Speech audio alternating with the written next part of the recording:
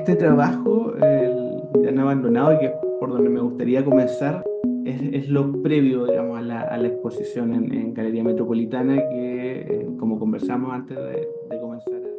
Ya, el contexto es largo, ya. En el fondo yo parto el doctorado lo estoy haciendo en la Católica, en el programa de Arquitectura y Estudios Urbanos. Y en el 2021 a mí me interesaba mucho como trabajar la arquitectura o el objeto arquitectónico en relación con un contexto político particular, que era la Unidad Popular. Entonces, a partir de este contexto, de cómo entendemos el proyecto construido como un proyecto político, ¿cierto? Como una construcción cultural también, que va más allá del edificio construido. Llegué a tres objetos de estudio que son bastante obvios en el fondo: el edificio de la UNCTAD y su resignificación, la Villa San Luis y la declaratoria de monumento histórico, ¿cierto? Y el Hospital Ochagavía, que no ha tenido ninguna condición de memoria, ¿ya? Esa fue como una primera aproximación al edificio que me pareció bastante interesante, eh, porque aparece como la noción de cuidados, ¿no? Como de alguna manera uno puede percibir que en los otros dos casos, que son muy emblemáticos, no solo ha habido estudios, y ha habido estudios de parte de la historiografía, de la arquitectura, y han estado bastante documentados, sino también ha habido un cierto cuidado que uno puede como después abordar, bueno, qué tan cuidado o no, pero sí ha habido como una posición respecto a esos edificios. Sin embargo, en el Hospital Ochagavía, la última posición que hubo, ¿cierto?, fue su privatización, ¿cierto?, que no tiene que ver con nada, con el proyecto público, el proyecto político, ¿cierto?, que vinculaba de alguna manera estos tres objetos construidos. Ahí encuentro como un cierto como vacío de investigación. En el fondo está este gran elefante blanco, que tuvo una reconversión el año 2013 bastante singular, ¿no? Se convirtió en un centro de bodegas, como te comentaba, y la retórica que se planteaba para la reconversión en un centro de bodegas y su privatización era el abandono, ¿ya? Desde el año 98 al 2013, si uno ve los diarios, ¿no?, o como los archivos documentales que abordan el edificio, hablan de la situación de abandono como la condición que finalmente provocó que el edificio decantara en lo que es hoy día, ¿ya? Bueno, y por eso la muestra se llama Ni tan abandonado, porque la pregunta en ese momento de investigación apuntaba a una especie de paradoja, ¿no? Es un edificio de 84.000 metros cuadrados, en la periferia surponiente de Santiago, que estuvo entre el año 73 y el año 2013 hipotéticamente abandonado, pero no estaba abandonado. O sea, había como una paradoja, una pregunta muy grande, como cómo pudo haber estado abandonado algo tan grande, ¿no? ¿Cómo no pudimos haberlo visto? ¿Cómo no pudo haber pasado nada? Y a partir como de esa pregunta empezó como una especie de obsesión por reconstruir la historia de este periodo de abandono. En el fondo, desde que se empezó a planificar, que fue el 68, con el gobierno de Eduardo Frei Montalva, hasta que empezó a construirse y se impulsó la construcción en el gobierno de Allende, y su posterior estado, ¿cierto?, después del golpe, donde se paralizan las obras del edificio y se deja un poco a la deriva. Y por eso hablo como de esta noción de cuidado, ¿no? Como durante 40 años no hubo un abandono, sino más bien una falta de cuidado. Como que no hay verdad histórica respecto a la paralización, como que no hay evidencia que diga, mira, esto se paralizó porque sucedió tal cosa, ¿no? Pero en el fondo lo que se plantea un poco es que desde que se implementó, se comenzó a desarrollar el proyecto, ¿no?, que fue el 71, hasta el 73 hubo un bloqueo económico, ¿cierto?, internacional, que implicó que el proyecto previo a la dictadura empezara como a perder capacidad de ejecución, ¿no? Como que en el fondo había una condición económica que pudo haber detenido el proceso del proyecto, antes incluso del golpe, porque finalmente el edificio llegó aproximadamente al 80% de su construcción, está terminada la obra gruesa, están puestos los ascensores y faltaba en el fondo el ejercicio de terminación y revestimiento, pero al parecer en algún momento no había los recursos tampoco para poder hacer o terminar eso o agilizar ese proceso. Este edificio era el edificio, además, creo que es importante de considerar, era el edificio de salud más grande de Chile en la época. En el fondo era 8 veces más grande que el que le seguía. Finalmente se construyeron 84.000 metros cuadrados, se proyectó con 60.000, se construyó con mayor metraje. Eh, entonces, claro, como el ejercicio de la real posibilidad de ejecución se vio mermado como por este bloqueo internacional y el flujo como económico. Y cuando se paralizó la obra, el 73, una de las personas que tuve la posibilidad de entrevistar, que fue el arquitecto Álvaro Prieto, él participó muy joven del proyecto y del diseño del edificio, y él me contaba que, claro, no se siguió invirtiendo en el edificio, pero sin embargo se siguió trabajando en el proyecto para ver de qué manera se podía mantener. Pero igual estaba como bloqueado, no se siguió trabajando inmediatamente, pero siguieron trabajando en las oficinas de la Sociedad Constructora de Establecimientos Hospitalarios, ¿ya? Y en un momento, el 78, Álvaro Prieto llega a su oficina y alguien desapareció en los planos. En el fondo, como habían trabajado 5 años en la posibilidad de alguna manera de volver a ejecutar este proyecto, quizá a otra escala, quizá incorporarle otro programa, etcétera. Pero ya el 78 desaparecen los planos misteriosamente y el edificio queda efectivamente como en un doble abandono, ¿no? En un abandono físico, pero también en un abandono institucional completo.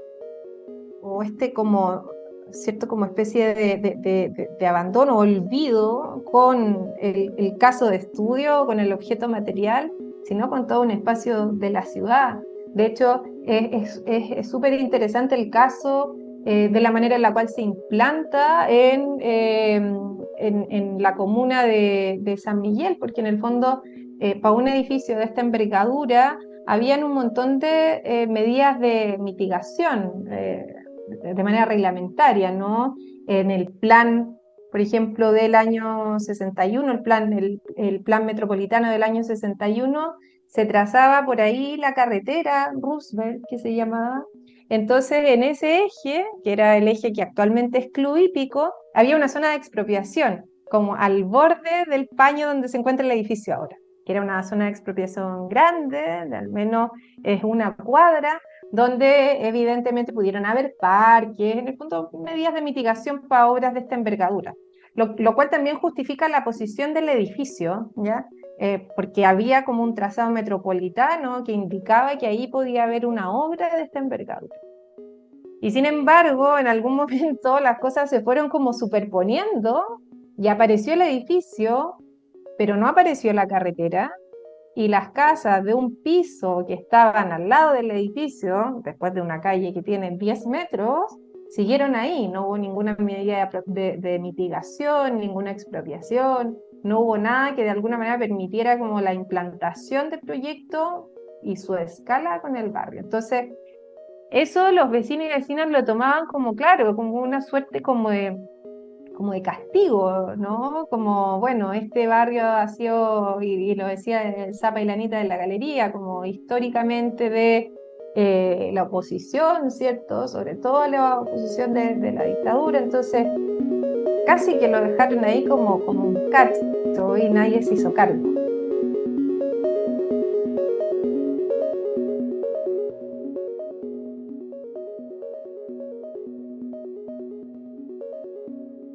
El ejercicio que yo había hecho hasta el momento era un ejercicio de recopilación documental, ¿ya? Y en el fondo había separado en 3 periodos un poco en los documentos.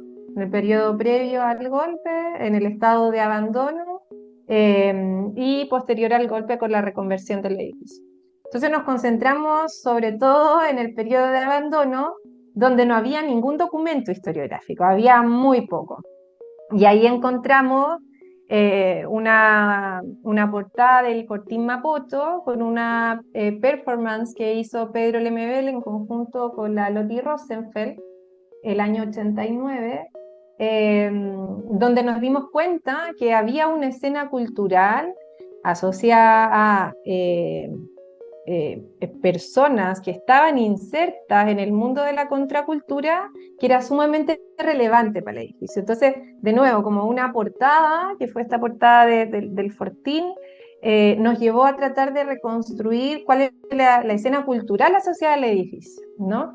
Eh, y también hicimos un ejercicio como etnográfico de conocer y reconocer en la memoria colectiva de la gente y de los agentes culturales cómo habían trabajado o cómo abordaban el edificio o cuál eran su experiencia respecto al edificio. Entonces, ese periodo de abandono tratamos de pensarlo para la exposición a partir de estas dos capas, ¿no? La capa de la comunidad y la capa de las culturas y las artes que se van superponiendo en todo el periodo. Y fue súper interesante porque en el fondo entrevistamos a Álvaro Prieto, que fue el único arquitecto que entrevistamos, pero también entrevistamos a la persona que le sacó la foto que sale en el Fortín Mapocho, a Pedro Lemebel, entrevistamos a Tilo González de Congreso, que hizo un video en el edificio que se llama Cacharpaya. Entrevistamos a Sergio Parra, que vivía cerca en algún momento del edificio y nos contaba cómo recorría, etcétera. Y fue como construyendo este discurso de que, bueno, no estaba tan abandonado, ¿cachai? Porque empezó a habitarse de agentes culturales, empezó a habitarse de vecinos y vecinas que jugaban a la pelota dentro del edificio, que como decís tú, para el año nuevo tiraban fuegos artificiales, que hacían unos letreros, grabaron comerciales en el edificio, un montón de cosas que finalmente no estaban construidos en esta narrativa histórica. Y pusimos todo eso a disposición de la gente, ¿no? Y como de la galería, y eso fue algo sumamente enriquecedor para mí, porque, bueno, las tesis doctorales sobre todo generalmente son un libro que no ve nadie, y parte de el giro un poco proyectual que yo proponía en la tesis era, bueno, ¿cómo pongo a disposición todo el material que tengo para poder darle como una reversión a esta historia, ¿no? ¿Será certero lo que estoy pensando? ¿Será correcto lo que estoy pensando? ¿Cómo lo recibirán los vecinos, las vecinas, la gente de la galería, etcétera? Quería de alguna manera hacer una especie como de superposición de capa, no superpuesta, donde se trabajara con el edificio pero de manera súper poco evidente, ¿no? Entonces se decide armar una estructura adentro de la galería, que era esta especie de volumen, ¿cierto? Que tenía unas telas colgando, para hacer un espacio como otro dentro de la galería. Cuando hacer como ese ejercicio de meter un espacio adentro de otro espacio, se generaba un espacio de permanencia o un espacio como de mayor, de una proporción que tendía a que la gente pudiera estar un rato, y un espacio de circulación, ¿no? Que era el perímetro entre la cortina, ¿cierto? Y la lata de la galería. Eh, y ese espacio del centro iba a tener la pieza principal. Esto se pensó en tres piezas que dieran cuenta de tres metodologías, ¿ya? Que finalmente se condensan también en parte como de la tesis. La primera es el ejercicio cartográfico, que es, bueno, cómo recupero las memorias, pero esas memorias a través de entrevistas que puedan ser espacializables, ¿no? Como esta versión oral que es como el repertorio, como dice Diana Taylor, ¿no? Como lo que habla la gente, puedo entenderlo desde un espacio, en este caso en general, espacio al interior del edificio, ¿no? Que era como donde se desarrollaban las acciones principalmente.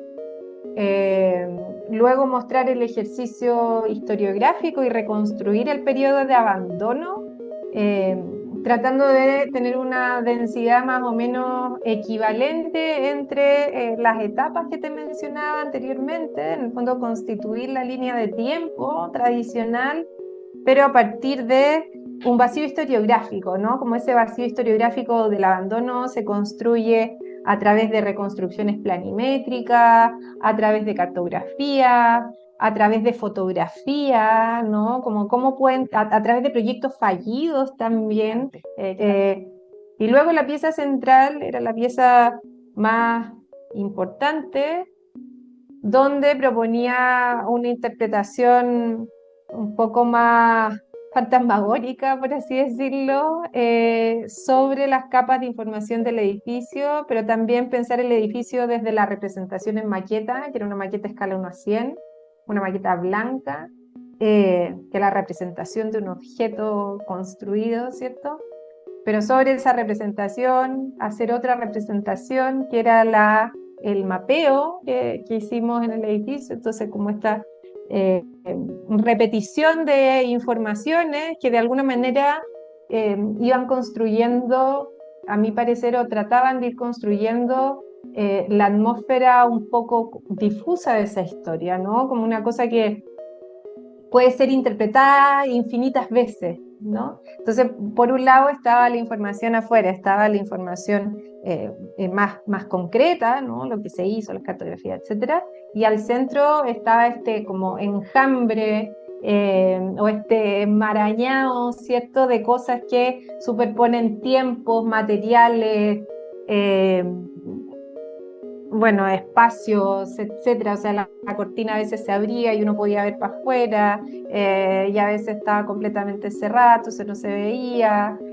Y esa era como la idea, ¿no? Como a partir de cómo se puede producir infinitas versiones o infinitas representaciones o infinitas memorias a partir del mismo objeto de estudio.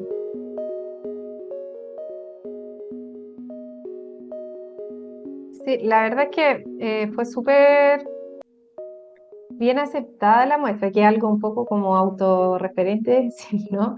Pero esas son palabras que me decía Zapallo y Lanita, ¿no? Zapallo y Lanita eran los que estaban todos los días en la casa abriendo la muestra. Yo fui un par de veces a visita guiada, ¿ya? Sobre todo con estudiantes de la Universidad de Chile, la Católica, de la UNIAC, estudiantes de artes visuales, de arquitectura. eh, y bueno, Zapa y Lanita me decían que a ellos les parecía súper valioso que el proyecto, en el fondo en la galería, lo iban a visitar los vecinos, no sé si todos los días, pero al menos un par de veces a la semana iba gente de distintas juntas de vecinos a visitar el edificio, mostraban perdón, el proyecto, mostraban harto interés por conocer, por saber, bueno, y de qué se trata esto, etcétera. Eh, y también del mundo de las artes, ¿no? Que eran como mundos bien distintos. Zapa me decía, bueno, a veces pasa que el mundo de las artes ama un trabajo y la arquitectura le carga y a la comunidad le carga, o a veces a uno le gusta mucho, no sé. Y decía que se producía una cosa bien bonita y es que todos tenían como algo bueno que decir de la muestra, ¿no? Y que, claro, yo creo que como tenía estas distintas fuentes de información, no era tan críptico para los que no venían del mundo de las artes o la arquitectura, y también fue súper valioso para los vecinos y vecinas en particular, que estaban las cartografías. Entonces la gente decía, no, yo eso lo dije y eso me acuerdo que pasó, entonces le voy a decir al vecino de la vecina que venga porque también estuvo ahí.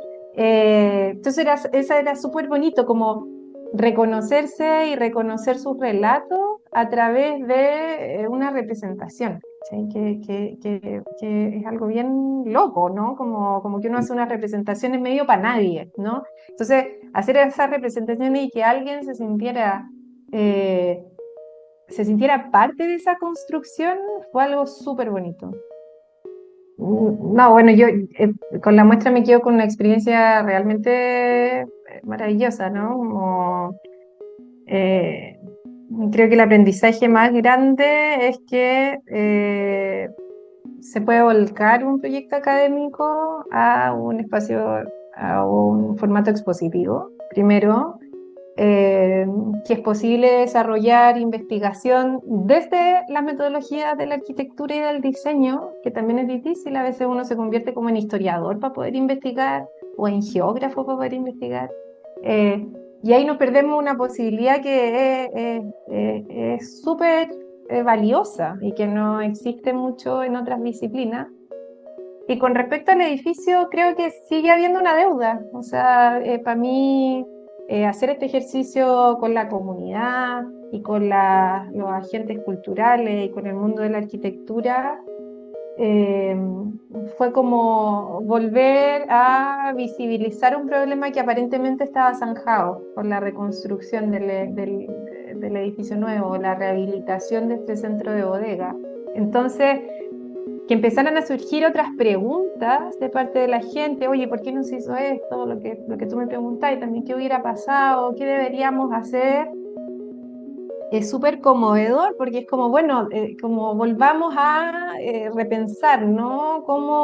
Eh, ¿Qué se puede hacer? Porque si pensamos que la memoria o la historia es como un ciclo, así como la arquitectura, bueno, ¿por qué no hacemos algo a futuro que efectivamente le devuelva el carácter de relevancia y de alguna manera subvierta esta idea de abandono institucional, ¿no? Como, bueno, cómo nos hacemos cargo desde la academia o cómo incidimos en las instituciones, y creo que eso ya es a futuro quizá, o pensar en de qué manera tenemos una incidencia efectiva.